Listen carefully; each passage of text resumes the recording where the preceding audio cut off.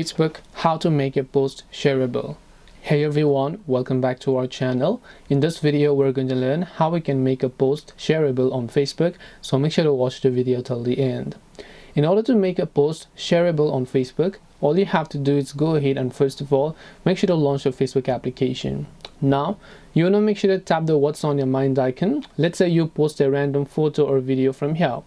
Once you select a random photo and then you write something about it, you can see public. So first of all, if you want people to be able to share your post, you have to make sure to set it to public, otherwise your friends or other people who view your post will not be able to share them. After that, right over here you can see if you want to tag people or not.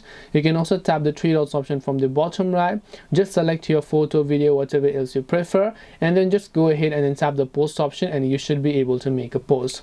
Now however, if you're not finding the option even after you go to the profile page, tap the three lines option, then tap the gear icon to come to settings page, and then go to privacy checkup, and then here you can see who can see what you share and stuff, so make sure to select that. As you do that, tap on continue, tap on the continue option. Here you can select your post and storage, and here you can just select your block list. So this way you should be able to go ahead and then make a post shareable on Facebook.